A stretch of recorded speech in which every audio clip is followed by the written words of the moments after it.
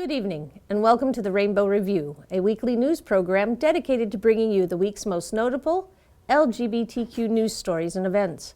The Rainbow Review will generally consist of news stories, a community calendar, and a guest speaker. If you have items to contribute to the calendar or wish to be a guest on our show, email us at therainbowr@gmail.com.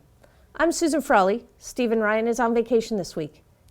Good evening, and welcome to the Rainbow Review, a weekly news program dedicated to bringing you the week's most notable LGBTQ news stories and events.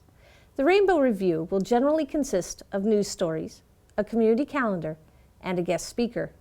If you have items to contribute to the calendar or wish to be a guest on our show, email us at therainbowr@gmail.com. I'm Susan Frawley. Stephen Ryan is on vacation this week. We begin our broadcast with news from around the United States. The Senate Armed Services Committee on Thursday, March 10th, backed the nomination of Eric Fanning to become U.S. Secretary of the Army. If confirmed, he will become the first openly gay head of any service in the U.S. military. Mr. Fanning, age 47, is already the highest-ranking openly gay member of the Department of Defense. He has had Defense Department jobs in several military branches. He has served as Air Force Undersecretary, Deputy Undersecretary of the Navy, and Deputy Chief Management Officer of the Navy. He most recently has been Acting Undersecretary of the Army and is a close civilian advisor to Defense Secretary Ashton B. Carter. Jeanne Shaheen, the senator for New Hampshire, introduced the Global Respect Act in the Senate last week. The LGBTQ rights bill takes aim at people who have been complicit in homophobic killings, violence, or persecution across the world, creating a list of extreme homophobes and placing them on a no-entry list. It would specifically target foreign persons responsible for, complicit in, or who incited extrajudicial killing, torture, or other gross violations of human rights based on actual or perceived sexual orientation or gender identity. Democratic politicians in Missouri attempted but failed to filibuster for 39 hours in an attempt to throw out legislation that will allow businesses to discriminate against LGBTQ people. Bill SJR 39 is a state constitutional amendment that will allow religious organizations and businesses to decline services for same-sex weddings. The bill is sponsored by Senator Bob Onder and has the backing of the Senate's 24 Republican members, but it is opposed by Democratic politicians from the St. Louis and Kansas City areas. Senator Maria Chappelle-Nadal talked for 7 hours on the morning of March 8th on why the legislation was unnecessary. She and 7 fellow Democratic lawmakers say that religious organizations are already protected from hosting same-sex weddings by the First Amendment of the U.S. Constitution, and that the wording of the proposed state amendment is so broad that it could be potentially misused by business owners who simply don't wish to serve gay people. At around 5 a.m. on March 9th, Republicans took advantage of a parliamentary maneuver to shut down the debate. The Senate then voted 23-9 in favor of SJR 39. If the bill passes through the House, the amendment will be placed on the ballot for voter approval later in the year. A new study by trend forecasting agency J. Walter Thompson Innovation Group found that only 48% of 13 to 20-year-olds identified as exclusively heterosexual, compared to 65% of millennials aged 21 to 34.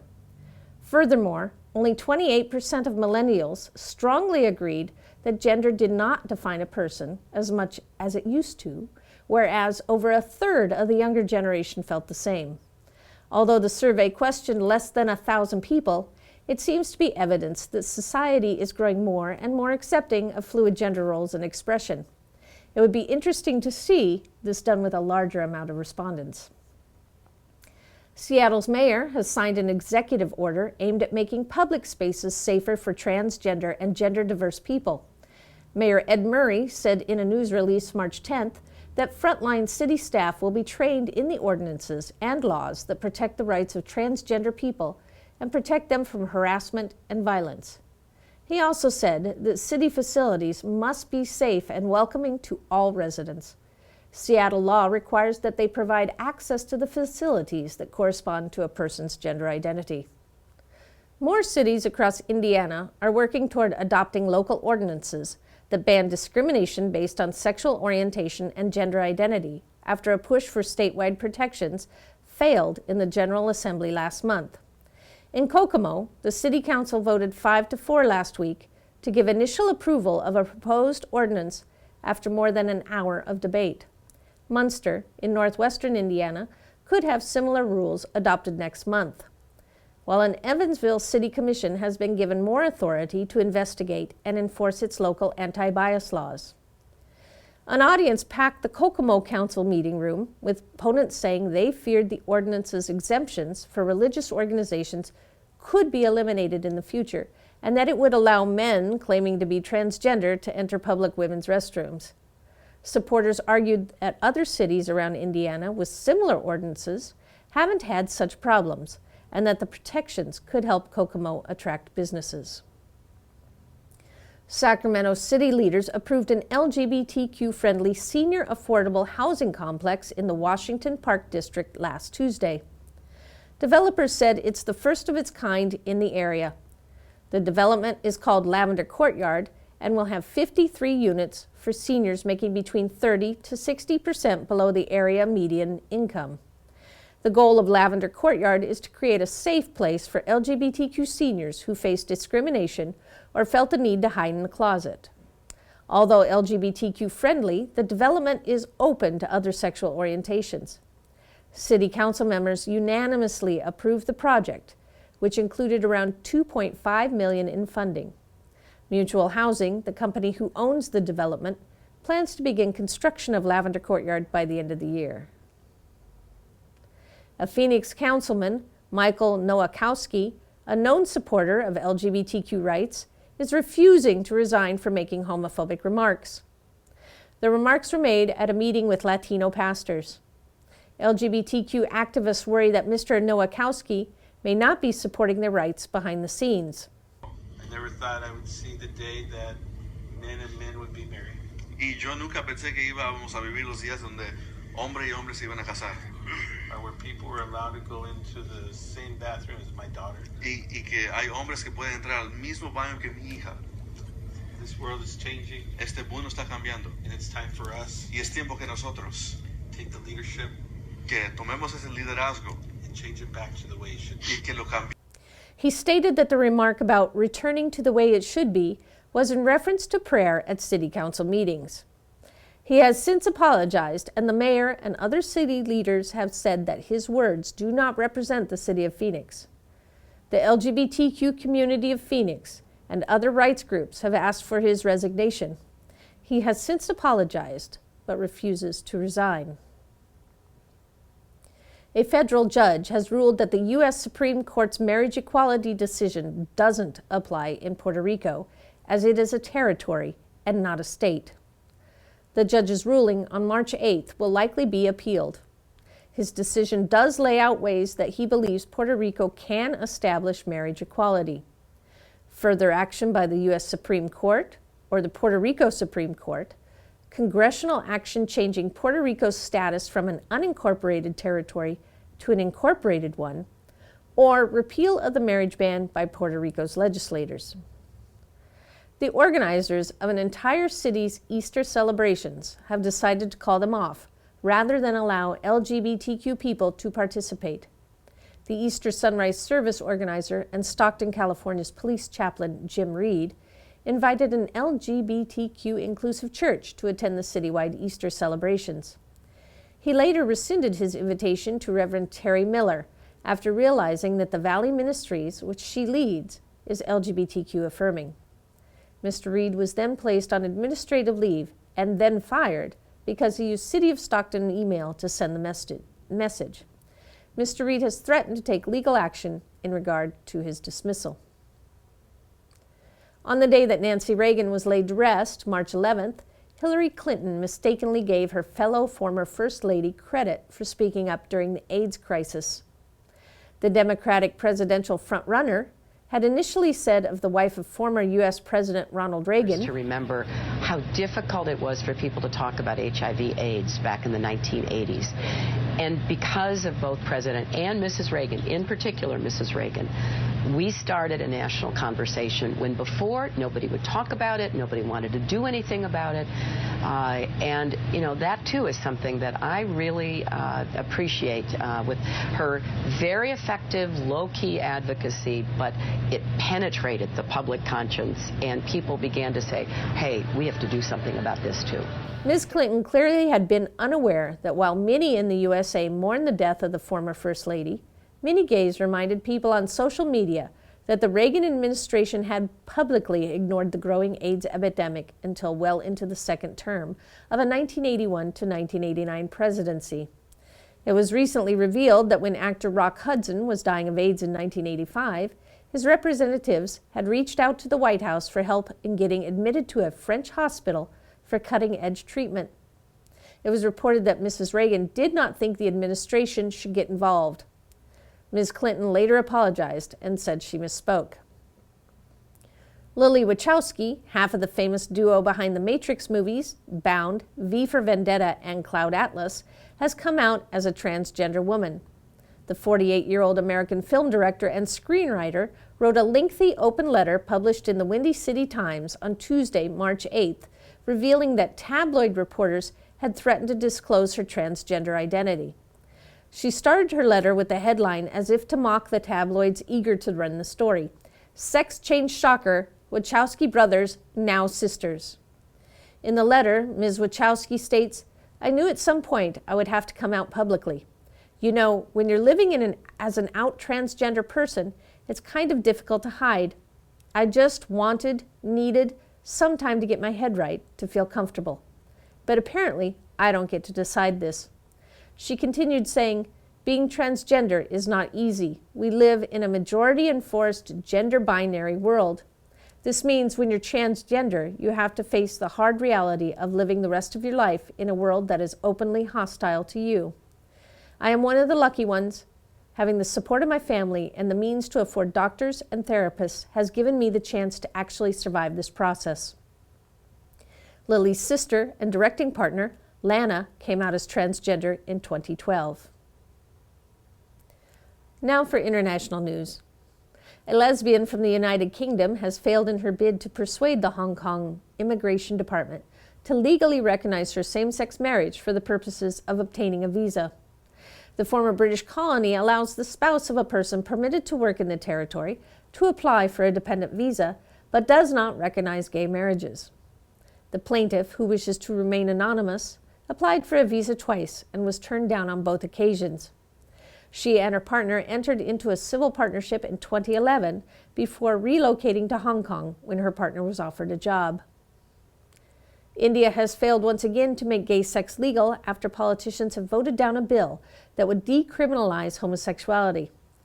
This is the second time politicians have voted to keep Section 377 of the Indian Penal Code in the last 3 months. The bill was defeated by a vote of 58 to 14, with one abstaining. The law, dating back to 1861, makes homosexual sex punishable by law and carries a life sentence. Parts of it were declared unconstitutional in 2009, with the High Court finding that it violated an individual's fundamental rights to equality before the law, freedom from discrimination, and to life and personal liberty. Section 377, the law making gay sex illegal, was reinstated by the Indian Supreme Court in 2013. In recent years, the gay community has fought more openly and vocally for their rights, organizing gay pride marches in big cities such as Delhi and Bangalore. A young man comes out to his dad in a new McDonald's McCafe commercial airing in Taiwan by writing his secret on a coffee cup. The commercial, titled Acceptance, is being protested by Taiwan's religious community. It was posted to McDonald's YouTube account on March 11th. Nearly 1 million people have viewed the commercial since then. The Alliance of Taiwan Religious Groups for the Protection of Family is attempting to launch a boycott. The group issued a statement that reads, "Because McDonald's is frequented by many children, it is especially important to oppose the promotion of same-sex behavior." The Alliance also added that it opposes all advertising that miseducates children on sexual behavior and rebukes and boycotts all enterprises that are polluting the next generation. While Taiwan has been hailed for its attitudes towards LGBTQ issues, same-sex marriage is still not legal. Here's the commercial with English subtitles.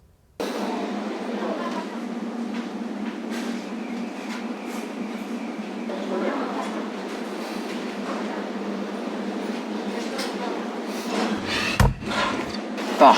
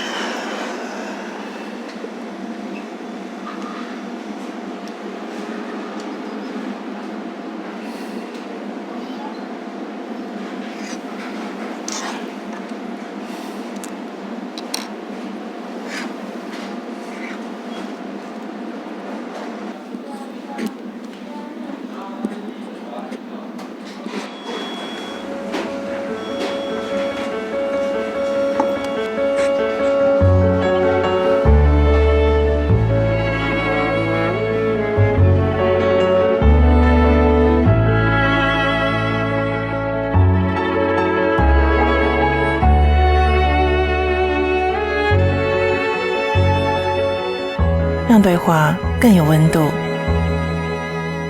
McCafe. That is the news, and now here is this week's community calendar. GSEC of CSU Chico are having their very first period week. The GSEC is collaborating with AS Sustainability to host this series of events from March 22nd to March 24th with the intent to debunk negative stereotypes and empower people on the topic of menstruation. On Tuesday, March 22nd, there will be a tabling fair and menstrual hygiene product drive for homeless youth. This will be from 10 a.m. to 2 p.m. in Trinity Commons. Wednesday, March 23rd, there will be a film screening of Red Moon from 4 to 6 p.m. in BMU 203. And on Thursday, March 24th, a talk, Surfing the Crimson Waves, Menstrual Stigma and Empowerment in a Patriarchal Society, will be given by Susanna Boxall from 4 to 5 p.m. in O'Connell 254. GSEC will also be holding its third annual trans conference on April 3rd from 12:30 to 5 p.m. at the BMU. There will be a number of events highlighting Trans Week, and we will bring you the times and dates of those events in future broadcasts. The Butte College Gender and Sexuality Alliance meets March 23rd at the Chico Center in room 116 at 5 p.m. You can contact them at seanrubiolo@yahoo.com or call 530-898-5724 for more information. Chico State Rainbow Suspenders, a support group for LGBTQ identified students, meets Wednesdays 2 to 3:30 p.m. at the Student Services Center, room 430. If you're interested in joining the NorCal Outreach LGBTQ program in Reading, go to the website www.meetup.com/NorCalOutreach and click the Join button.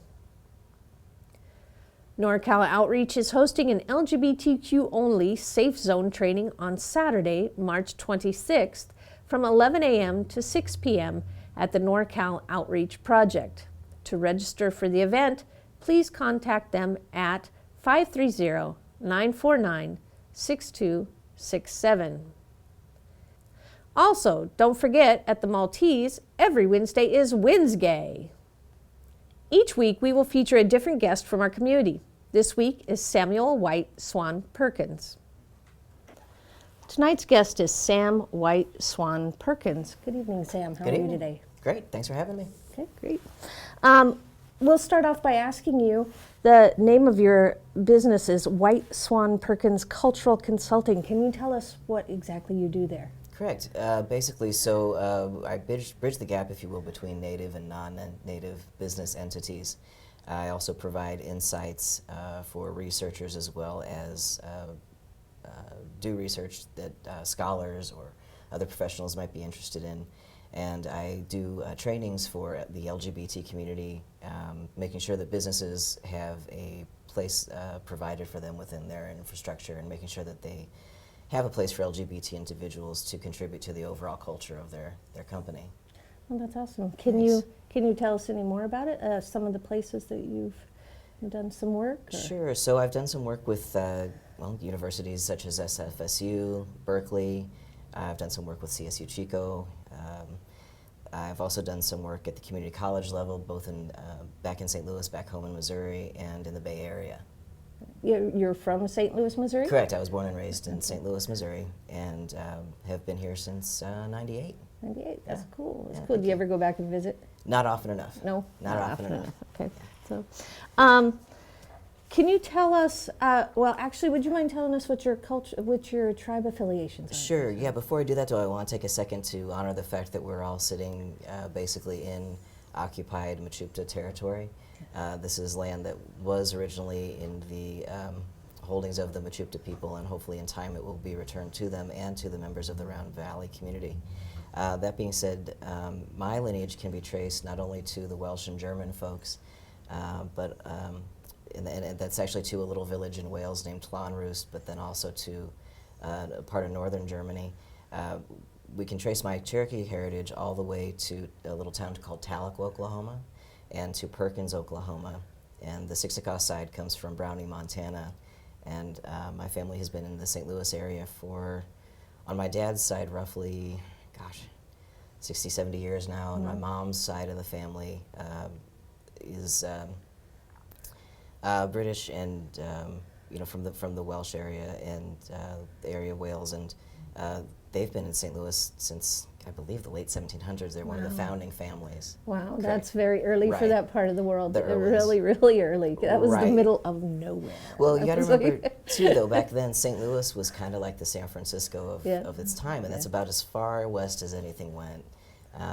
But back when, back in its glory days, so to speak, it was definitely a thriving infrastructure right there across the river from Cahokia Mounds. Yes, I've been there. It's a beautiful Fascinating. place. Yeah, absolutely stunning. If you've never been to Cahokia, you definitely want to visit that. Definitely. It is fascinating. So what brought you to Chico, if I may ask? Thanks. I've been here on and off for about 10 years. I was here a few years ago, owned a business, grew the business pretty well, got out from that, and was really at the time missing my LGBT community in San Francisco. So I moved back to the Bay, spent a couple of years there doing some work with the anti-gentrification movement, and then frankly the rents just got the better part of me, and my beloved city no longer was so hospitable, come to find out. So like many others, last count 75 of us, had to leave the Bay Area for parts unknown, up to and including places like Reykjavik. God, I've got people who are in Germany now, people who are all over, Kansas City, New York, you name it. Thank goodness for Skype and Facebook, Thank right? God for that, exactly. Yes, yeah. definitely. Can you tell us, please, if you don't mind, tell us a little bit more about what it is about being Two-Spirit is? For So- those that don't know. Sure. So Two-Spirit is a placeholder that's working for us right now, and essentially what the definition is a Two-Spirit person is someone who has Native heritage from either Canada or the United States, and who works within their tribal communities and is recognized by their communities as being somewhere on the LGBT IQA plus spectrum. And that's something that I should say, to put more fine a point on it, something that someone should self-identify as. The tribes, to varying extent, have different degrees of influence on who you'll be as you grow, but largely, and very generally speaking, from a traditional standpoint at least, people were allowed to form their own identities, and then as time went by, those were identified in different ways. That's awesome. So, also, sorry, I'm just looking at our timer, making sure we're within the time frame here. No problem. Could you tell me about some of your upcoming projects that Right. you have? And it looked like you had quite a few. There's a lot going on. Yeah, we actually had just wound up wrapping up the Bates powwow. We drew, I think the estimate we settled on was around 3,500 attendees to the 5th annual Bates powwow in San Francisco that just went on this past February 20th. And Bates is the Bay Area American Indian Two-Spirit Society.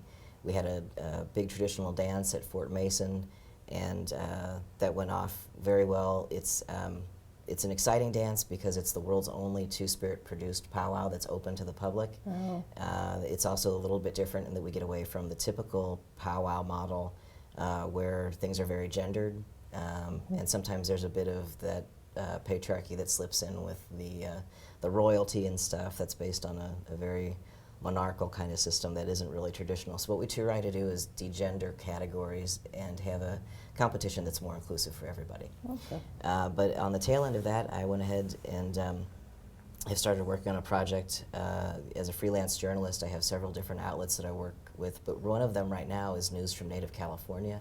I'm working with the Winnemem Wintu, who are from the Shasta Lake area, in an attempt to bring some light onto the situation they're facing up north.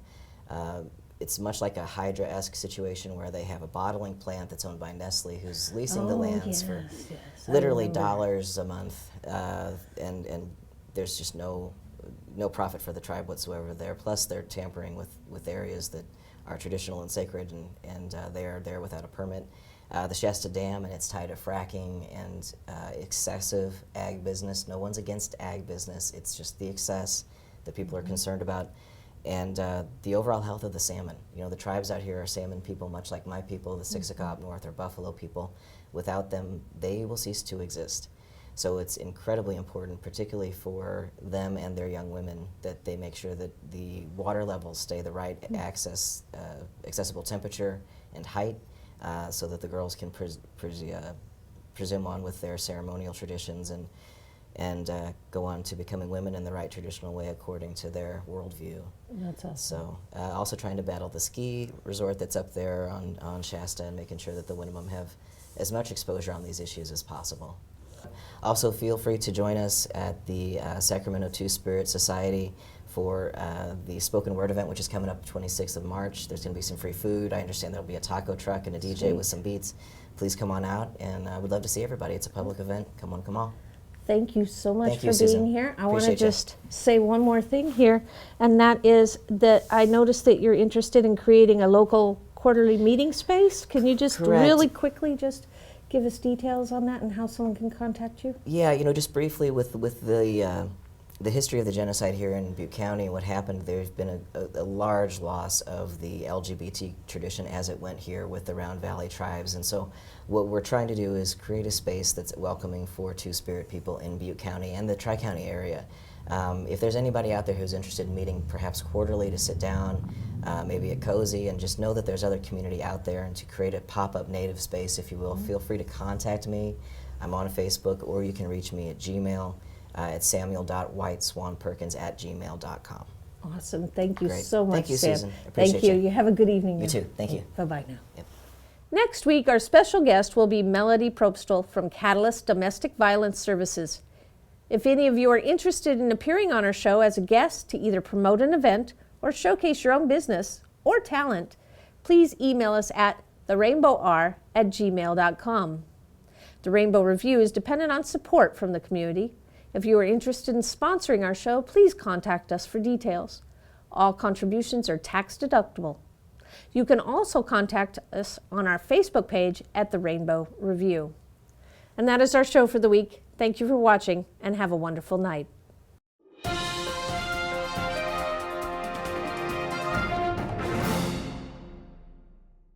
I can figure out how to do this. It's upside down. Turn it upside down. Yeah, there you go. Now pull. Oh, there we go. Rainbow Review, Episode 3, News. News. And banks. Oh my God. I hit the wrong button, and the teleprompter went back to the beginning.